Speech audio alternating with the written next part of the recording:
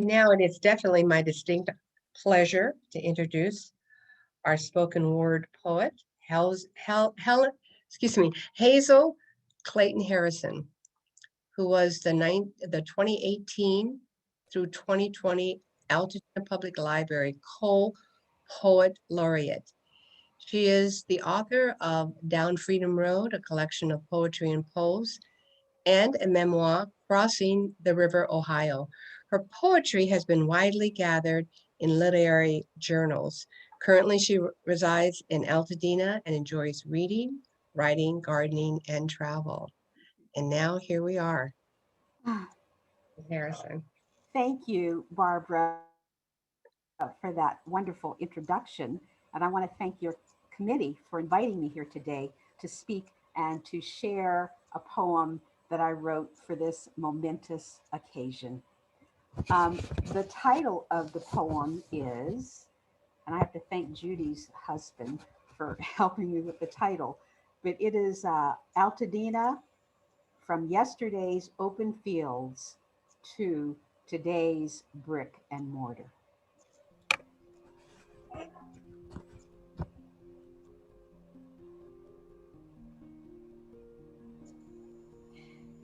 History tells us it was the Woodbury brothers, Fred and John, who purchased the lands on which our idyllic city now stands.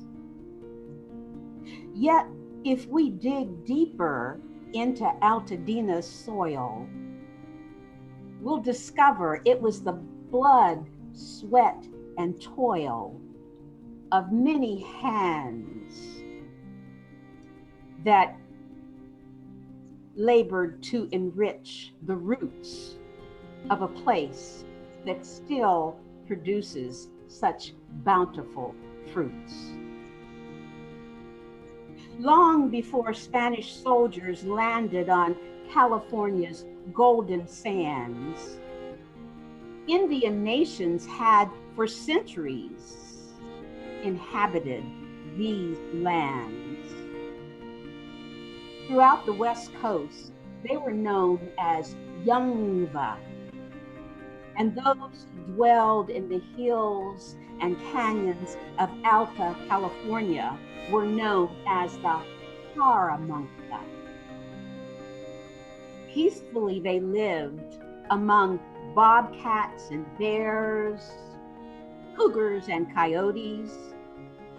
But what gifts did they leave for today's economy? To feed their families, Paramonga men hunted and fished. They were often seen sailing downstream, their teots overflowing with furs, fowls, and fishes. Their women taught us how to make breads from wild oats and acorns. And oh, by chopping off prickly pear thorns, the sweet juices they made, more refreshing than ice cold lemonade. They steamed yucca flower stalks like asparagus, and from their fibrous leaves, fish nets, shelters, and baskets. Though the Haramanga fought hard their culture to sustain, they soon lost battles to explorers from Spain.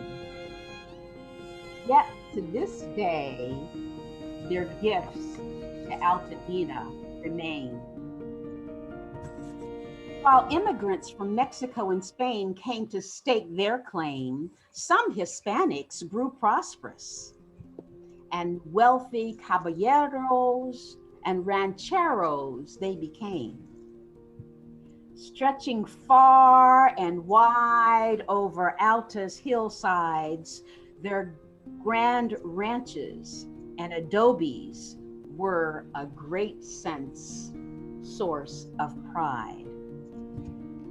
They brought with them their Latin music and dancing, and throughout Alta lands played mariachi bands.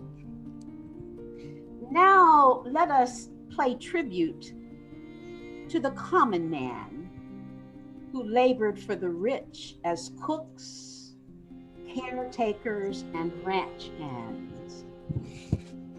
History books taught us that in Virginia, John Brown led the Harper's Ferry raid to liberate Blacks who'd been enslaved. For his deeds, John Brown was captured and hanged, but he inspired Union armies that marched and sang. John Brown's body lies a moldering in the grave, but his soul goes marching on. The stars above are looking kindly down on the body of old John Brown. But few know that Brown's son, Owen, took part in that raid. After escaping to California in a cabin over Altadena with his brother Jason, Owen escaped. For taking part in the raid, he was never placed under arrest. Years later, he passed away, and over Altadena on Little Round Top, his body now rests. Perhaps Owen Brown's greatest legacy was to remind us that all Americans have a right to be free. All Americans have a right to be free. Speaking of the enslaved, let us honor the memory of Robert Owen, a former slave from Texas. He earned a living in El Prieto Canyon, chopping wood, made a fortune investing in land. To uplift his less fortunate brethren, he did all he could. He befriended Bridget Biddy Mason, who was freed by California's law. And when her master attempted to take her out of state to re-enslave her, he sent his vaqueros to save her. In the late 1800s, wealthy whites migrated from the East and helped to build Altadena's industry.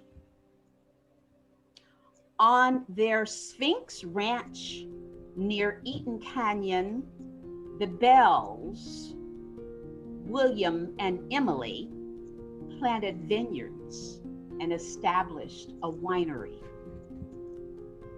The Woodbury brothers not only planted tall deodar cedars that still grace Christmas Tree Lane, but they sold their water rights to the Rubio Canyon Land and Water Association. And to this day, our water is supplied by that organization.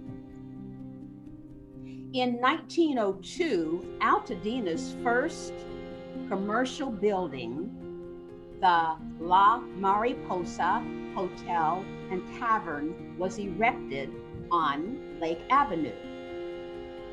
Run by the Websters, the building soon grew into a shopping center that included the model grocery store, and there, in the early 1920s, the U.S. Post Office opened its doors. Today, we stand on hallowed ground, cultivated by many hands, red, white, black, and brown.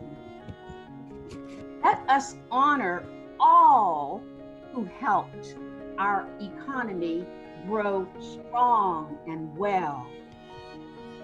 Our ancestors, brave souls who built this land, are buried here. And among us, their spirits still dwell. Like a mighty California live oak, Altadena's roots are many. Let us live together as one in peace, harmony, and unity.